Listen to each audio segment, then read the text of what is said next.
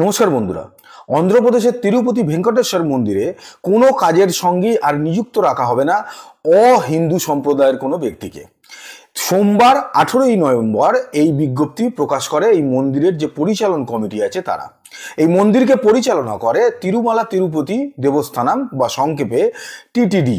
গত 31 অক্টোবর এই মন্দিরে অধ্যক্ষ হিসেবে নিযুক্ত হন BN রাও।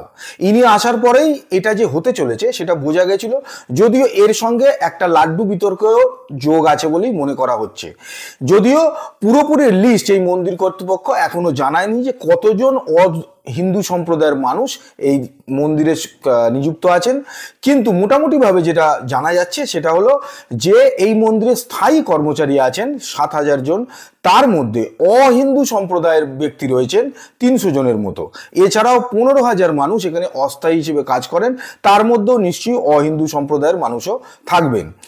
পুরোপুরি জানা না গেলেও মোটামুটিভাবে এই তথ্যটা এসছে, কিন্তু কয়েকদিনের মধ্যেই হয়তো মন্দির কর্তৃপক্ষ এই বিষয়ে পূর্ণাঙ্গ রিপোর্ট তারা দেবে।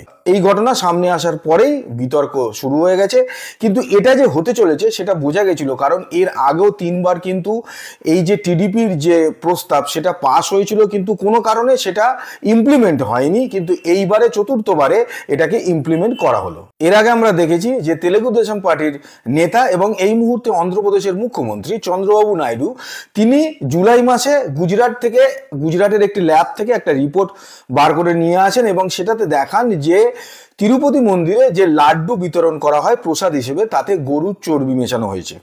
এবং এই ঘটনা ঘটেছে তার আগের সরকার, যেটা ছিল YSR কংগ্রেসের, জগনমোহন রেড্ডি তখন মুখ্যমন্ত্রী ছিলেন, তার জামানাতেই এই ঘটনাটা ঘটেছে। এরপরে এই বিষয়টা নিয়ে প্রচুর জলঘোলা হয়েছে এবং তারই ফলশ্রুতি মনে হচ্ছে যে এই ঘটনা যে অহিন্দু সম্প্রদায়ের মানুষকে এই মন্দিরের কোনো কাজের সঙ্গে দৈনন্দিন বা প্রশাসনিক কাজের সঙ্গে আর রাখা হবে না। যা রাখা থাকবে এই মন্দিরের সঙ্গে যুক্ত থাকবে তারা সবাই হিন্দু সম্প্রদায়ের হবে। এটা নিয়ে বিতর্ক কেন হয় এটাই বোঝা যায় না। তার কারণ হচ্ছে যে হিন্দুদের মন্দিরগুলো ছাড়া যখন মুসলিমদের মসজিদে বা খ্রিস্টানদের গির্জাতে তাদের সম্প্রদায় ছাড়া কি কোনো হিন্দুদের রাখা হয়? বোধহয় রাখা হয় না। তাহলে সেই নিয়ে তো কোনো বিতর্ক হয় না।